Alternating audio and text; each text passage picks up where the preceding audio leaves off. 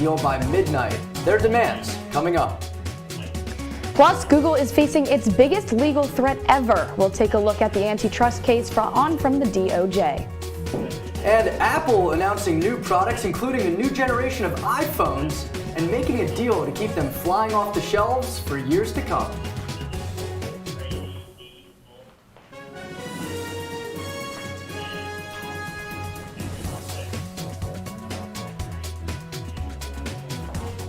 Well, I didn't say it, but I hope you're holding on to your wallets. Welcome into Market Shares. I'm Bradley Hoppenstein. And I'm Annie Klaff. All right, let's get straight to the news. Topping tech news this week, we're going to start off with Apple. Little to no surprise, they're topping the news. The tech giant is rolling out its newest set of iPhones, but honestly, Annie, not much has changed. The new phones have better cameras, faster processors, and a price hike for the highest tier model. That's the bad news. But we can rejoice because Apple is finally bringing USB-C to the iPhone. This comes after European regulators passed a rule requiring USB-C charging ports on all electronic devices. At first, Apple argued that the government mandate would hinder innovation, but of course this did not budge. On top of the European mandate, U.S. regulators are looking into Apple's competitive lead and choices in contactless pay. This all goes to show that governments are keeping tabs on the tech giant's power in the global economy. The new iPhone 15 Pro Max is priced at $1,199, an increase in 9% from the last Pro Max model. Apple also added updates to its watches, wireless earbuds, and more. It had been rumored for a while, but the company made it official at its keynote on Tuesday. Now you can charge all of your devices with one cable. Apple rolling out new AirPods Pros with a USB case as well. Apple's sales have dropped for 3 consecutive quarters, and its stock has dipped about 10% since July. Investors weren't too impressed with Tuesday's announcements, though, shares falling about 2% Tuesday afternoon. It's going to be interesting. Qualcomm, meanwhile, announcing it signed a deal with Apple to supply 5G chips until at least 2026. The deal extending the relationship worth billions of dollars to Qualcomm for at least 3 years. Apple's been working toward making a custom 5G modern chip for some time now. The company purchased the majority of Intel's smartphone modem business just 3 months ago after settling a lawsuit. Apple hopes to manufacture chips in-house after the Qualcomm deal is done in 2026. Meanwhile, overseas, one company turning heads this week, British chip maker ARM. You may not have heard of the company, but its technology is used in 99% of mobile processors around the world. It's gearing up to go public, and it's set to be the biggest technology offering of the year. The IPO is priced at $51 a share, valuing the company at over $54 billion. Now, ARM's customers include some familiar names: Apple, Google, Nvidia, and Samsung, just to name a few. All of those companies have said they will buy shares in the IPO. The company will be hopping on the NASDAQ with almost 100 million shares available. Sticking with the tech industry, of course, Google is in the middle of an antitrust trial with the Department of Justice on the search engine's dominance. This is the first case in decades where the DOJ is taking on a major tech company. Signs of the trial link back to 25 years ago in the landmark case against Microsoft on its illegal monopoly over personal computers. That case resulted in a 5-year settlement where Microsoft could not hold exclusive deals that were anti-competitive. Now, in the Google case, the DOJ argues that the search engine also has an illegal monopoly in the industry and has been doing so for at least 13 years. According to the Justice Department, Google has pushed off competition by getting exclusive deals with tech giants like Apple. However, Google is defending its dominance by claiming it's purely because of consumer choice. Today closed off the first week of the trial, which is expected to last for about 10 weeks. And here's a quote from Paul Gallant, the tech analyst at Cohen Washington Research Group. And it's, quote, "Breaking up the company over unlawful payments to equipment manufacturers seems unlikely relative to harm." And with Google in that lawsuit linking back to 25 years ago, there could be similarities to that Microsoft case. Well, TikTok is facing more scrutiny this time in Europe, with regulators slapping the company with a fine of over $350 million. They say the company is failing in protecting children's privacy. The investigation specifically citing the sign-up process for teen users, which set their accounts to public by default, letting anyone view or comment on their videos. Those default settings are also posing a risk to children under 13 who get access to the app even though they're not technically allowed. All right, Annie, when you hear the name Tesla, what do you think? Cars. Well, that's actually wrong. Morgan Stanley says the electric car company is actually an artificial intelligence stock, and that was enough to send Tesla stock up a healthy 10% on Monday. AI is the buzzword. It's been dominating headlines all across the tech sector for the past year. BlackRock says it can be a mega force to drive up share prices. Now let's take a look. You see that little increase towards the beginning of the week? That was when Morgan Stanley made that decision. And Tesla, yeah, they use a lot of AI technologies, but they're definitely still a car company in my opinion, Annie. Yeah, definitely. And with AI, it's ever increasing in these companies for sure. And tech leaders like Bill Gates and Elon Musk and Mark Zuckerberg are on the lookout for the dangers of that AI, artificial intelligence. Senate Majority Leader Chuck Schumer organized a meeting with the CEOs from Meta, OpenAI, Google, NVIDIA, and IBM, along with nearly 60 senators this week to discuss AI risks. Musk said, quote, "There's some chance above zero that AI will kill us all. I think it's low, but there's some chance," end quote. When asked if the federal government should oversee AI, every attendee raised their hands to say yes. Musk also said that the meeting could be a historical moment for the future of civilization. This was the first of 9 sessions on AI safety. Well, new data from Wallet Hub shows U.S. consumers took on $43 billion in credit card debt during the second quarter of this year. Now, right now, credit card interest rates are their highest in more than 20 years. Meanwhile, inflation ticking up to 3.7% year over year for a second straight month in August, reversing previous declines. The Labor Department also says the Consumer Price Index, a CPI, which is a broad measure for everyday goods such as gas and groceries, that rose a little over 0.5% in August. Now, that's the steepest monthly increase this year, though. According to the Census Bureau, inflation-adjusted median household income fell to under $75,000 in 2022. This is down 2.3% from 2021, and these economic challenges are a result of an increase in inflation and supply chain issues that started at the beginning of the pandemic. Incomes are down even more since 2019 when they hit $78,000 adjusted for inflation. That year was the highest household income has ever been since the Census Bureau began recording data. And analysts at the Department of Housing and Urban Development, they say the fastest growing homeless population is older adults. Metropolitan areas including Miami, Denver, and Columbus are recording steep increases in homelessness. Many experts calling it a silver tsunami. Rising rent prices are forcing seniors out of their homes. In Naples, Florida, a typical rental cost over $2,800. The average Social Security payment just under $1,800. Volunteers of America of Florida says there are hundreds of seniors on waiting lists for their senior living facilities. The U.S. Department of Justice says Ruja Ignatova, also known as Crypto Queen, remains at large. Her partner Carl Greenwood pled guilty in December to wire fraud and money laundering charges, and he was sentenced to 20 years in prison. Ignatova is on the FBI's top 10 most wanted list. The Department of Justice says she's not been seen publicly since 2017.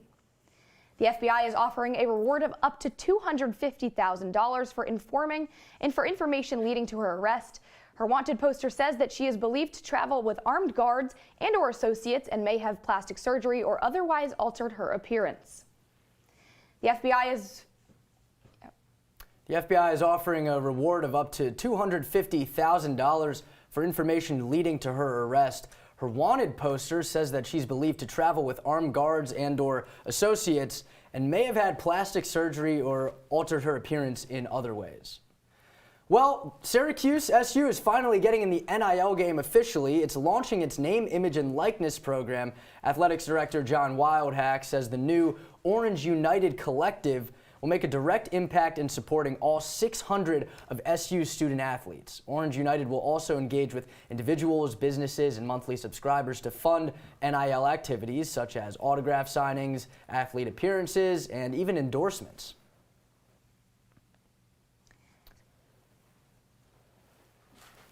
Well, since President Biden took office, the U.S. embraced an economic vision known as Bidenomics. centered around rebuilding the American manufacturing industry. Manufacturing jobs are up 6.4% since Biden came into presidency in January 2021, according to the data from the Bureau of Labor. Here to explain Biden doubling down on Bidenomics and its economic benchmarks is Market Shares analyst Dominic Chiappone. Bradley and Annie, one of President Biden's top priorities since taking office centered on rebuilding America's infrastructure. Now, under the coin term used by the president, Bidenomics, Biden saw 3 economic pillars: rebuild the middle class, invest in public infrastructure, and promote competition. Now, up to this point, manufacturing across the U.S. is up over 6% since President Biden took office. If you take a closer look at this tracker from Axios, states in the far west, mountain west, and south experienced the most growth at roughly a 5 to 10% increase since January 2021. Now, 2 of those 10% or 2 of those are 10% or higher states. Nevada and Colorado were critical to Biden reaching the 270 electoral votes needed in the 2020 presidential election. Now, Biden moving forward will hope to tout 3 main pieces of legislation targeting economic growth, and that would be the bipartisan infrastructure law, the Inflation Reduction Act, and the CHIPS and Science Act. Economic investments, he said on Thursday, will continue to focus on, quote, making it here. It's about investing in America and investing in Americans, American people. It's about growing the economy from the middle out and the bottom up instead of the top down. Because when the middle class does well, the poor have a ladder up, and the wealthy still do very well. Now, of course, residents here in Syracuse will soon experience that manufacturing investment after Micron Technology announced a commitment of up to $100 billion for a new semiconductor facility in Clay. And President Biden will continue to tout his record on labor union support and investment heading into the 2024 election. But his approval rating remains in the low 40s nationally, and the economy here in the U.S. continues to face some inflation, changes in the overall landscape, and strikes across several industries. So, Annie and Bradley, Biden sought to rebuild the economy since taking office, but there's obviously still a mountain's worth of work needed to be completed moving forward. So, Dominic, based on general polling, many Americans still disapprove of President Biden's handling of the economy. How can President Biden change that stance heading closer to the election season? I think for the Biden administration, you got to focus on messaging. In other words, you have to connect the dots between the CHIPS and Science Act, the Inflation Reduction Act, and the infrastructure investments to the growth, the rebirth of manufacturing, and just overall economic investments. And I think that messaging is going to be key because, according to recent polling, President Biden still is in the high 30s to low 40s in terms of how Americans view his economic platform up to this point. So drawing those parallels together, I think, is going to be probably the biggest thing he'll need to do moving forward. Dom, as you mentioned, one of the key pillars of Bidenomics centers around this rebirth of American manufacturing. So given the recent changes in the economy, particularly after the pandemic, why has the president continued to double down on manufacturing as that pillar to focus on? I think you just have to look at recent election history where in 2016, President Donald Trump broke into the blue wall that consisted of Michigan. It consisted of Wisconsin, Pennsylvania. We've even seen it recently with upstate New York. These are all places that include Cleveland, Syracuse, all these different markets where infrastructure and specifically manufacturing was the highlight of that. So if you're President Biden, the goal is to fortify that wall in a sense, and especially with a critical election year happening in 24, this is going to be probably his biggest priority, is kind of building that stronghold politically. All right, Dominic Chiappone, thank you so much. We're about 14 minutes after the markets close. We'll have their numbers for the week right after the break.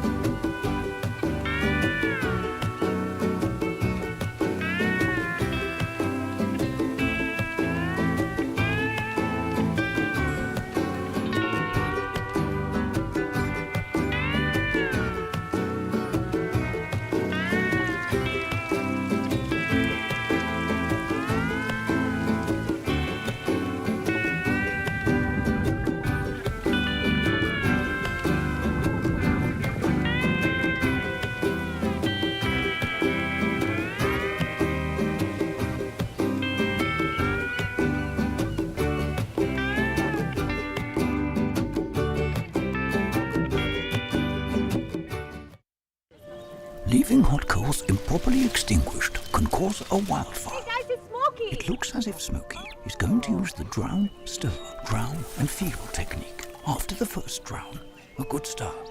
Next, another drink. And finally, a close feel. Is it cool? Okay. Yeah. Hey, Smokey, catch! Oh, my bad, Smokey.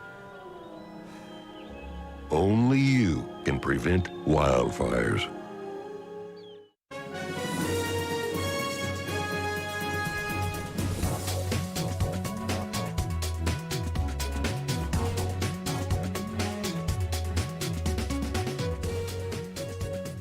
Welcome back to Market Shares. Let's get to our market update on the week. The market's closing about 15 minutes ago. We're going to take a look at our big three indexes here in the U.S. We're going to start with the Dow Jones, ending the week at about 34,618, down about 300 points to end the day, though. Annie, why don't we take a look at the NASDAQ here? And the NASDAQ ending 1.3%, 3.5% down, 13,696.60 cents to end the day. And with the S&P 500, the worst sector was information technology, with Adobe being one of the biggest losers of the week. And the S&P 500 ending the week at 4,450, but you can see it's down about 30 points this week. Let's bring in Peter Elliott now to talk about our market movers for the week. Peter, I want to start with you here. Let me hear your picks for the week. Sure, a pretty gloomy week on Wall Street here. You see all in the red, a bloodbath on Wall Street this week. And I know a lot of the stocks we're going to be talking about here, all tech related, and that relates to the poor performance of the NASDAQ and the S&P 500, all tech heavy sectors. I want to start here with Oracle. Annie, I know we've kind of discussed this. Their performance this last week, pretty poor, and it's all related to undershooting those revenue expectations. Yeah, and it actually dropped from their high of the month at $126.71 on Monday to its worst daily stock loss in more than 2 decades on Tuesday at $109.61, crashing 13.5%. But Forbes' fourth richest person in the world and Oracle co-founder Larry Ellison's net worth even dropped $18.4 billion with that move. Tough day for him, but I can't be shedding any crocodile tears for a guy who lost, maybe $20 billion of his, how many billions of dollars he has, so maybe not too tough a day for Larry Ellison. But Oracle, a company that's really leaned into AI, and that's what they're hoping for, a rebound after these poor earnings. But we'll see here with Oracle and those other companies how they move out of this after undershooting revenue expectations. The worst week for Oracle since 2002 after the .com bubble burst. Wow. Rough week for Oracle. Bradley? All right, let's take a look at Apple this week. So we know they had their big keynote on Tuesday where they announced new iPhones, and you can see they're up about $22, 14% to end the week. But here's the thing, let's take a look at that one-year chart. So Apple, this past July till now, their stock had dipped about 10%, and then it dipped about 2% after their announcement on Tuesday, but it seems like investors are starting to feel a little better as the week went on. You can see right towards the end there, the stock still a little less than a few months ago, but still looking good for Apple. They have a lot of new products coming out, and the new keynote should get them back on track after some dips this year. Hey, Bradley, I think it's interesting. You see year over year the stock performing well. One of the cornerstones of the stock market, really, Apple, always consistently performing. But we've seen after these big events, these launches they've had recently, the stock has not had a significant increase after these events. It seems like the stock has more been impacted by fluctuations in the chip market. So this recent launch Apple had, I know we talked about it at the top of the show, not really wowing investors that much. So I wonder what it has to take for Apple to really see that increase in their stock price. Well, I will tell you, Peter, Apple is going to hop in on that ARM investment from the British chip maker. But it also seems like just overall, whenever it comes to these Apple announcements now, there's not as much excitement as there used to be. And I mean, in all honesty, this year's phones are pretty dang similar to last year's. You can't really blame investors. I mean, you're not really promising too much. You're just incorporating the USB-C. That won't do it for investors. All right, let's get to our final mover of the week. Again, this one down on the week. It's been Netflix. A really tough week for the world's most popular streaming service, plummeting $50 a share since the beginning of the week. In two separate sort of instances have triggered this. One, their chief financial officer, Spencer Newman, was at a media conference on Wednesday, and he had some comments, some call them distasteful, about the ongoing strikes in Hollywood. I think we've got the quote on here. Quote, I think it really cutting through it. The main thing is there's a lot of folks out of work and the business isn't moving forward. We need to get back to work. That's what we are focused on. We are very committed to getting back to work as quickly as possible. In the meantime, we are managing those comments, kind of the most direct we've heard from a Hollywood executive about the strikes in quite some time, Bradley. Yeah, and there were also those rumors that basically the studios were just going to wait until these writers and actors started losing their homes and just completely running out of money. I mean, I don't know if I believe that from the studio perspective, but these strikes, it doesn't look like they're ending anytime soon. No, we've seen the two sides kind of get back to the table a little bit, but still, we have no idea the timetable for when we're actually going to resolve things. So Netflix in a better spot than most of the studios in the AMPTP because they have that massive catalog of shows and movies, and obviously they can source from international markets. You know, those aren't bound by those unions that we see in the United States. But the stock also following 2% more after those comments. Again, Newman making some controversial comments, I guess, to investors, saying we're still in the crawl and walk stage in relation to their advertising business. Now, Netflix incorporating that ad-supported tier, and it has not been a huge success so far, in part because they've been slow to roll it out. And Newman did say that his number one priority in relation to these advertising roles is getting those advertisers a scaled effort, and then their priority number 2 is monetizing those efforts. Yeah, and that's really what Netflix is going to try and do here, but it's not easy for a company that has built itself on being a subscription service with no ads, and then all of a sudden you're telling subscribers and investors, hey, you know, all of a sudden we're going to be doing advertising like traditional TV has done. That's not what Netflix is. Well, that writers and actors strike, a big deal. Another big deal, just breaking just after midnight, the United Auto Workers Union. That strike has begun. We're seeing walkouts in Detroit. We have more for you after the break. Here's to the straggly ones, the lopsided ones, the first ones, the I miss my beard ones, the hey, I look good with this ones, but no way he's grown that in a week ones, the black, brown, red, and gray ones, the, that one, the itchy ones, the never forgotten ones, the ones grown by Dad, the ones grown for Dad, the started late ones, the absolutely filthy ones, the drawn on ones, the finger ones, the pin ones, the I nearly didn't do it this year ones, and the yeah, why not ones. They all raise awareness, raise funds, start conversations, and save lives. Because whatever you grow will save a bro. Learn more at Movember.com. When I was in foster care, I never knew when I would have to move. So I always had my suitcase ready to go. Then one day, I was adopted. My new parents opened their hearts and home to me. My parents cook my favorite breakfast for me every morning. My parents take me on trips I never thought I would go on. They gave me a home and an even better reason to use that suitcase. My parents aren't perfect, but they're perfect for me.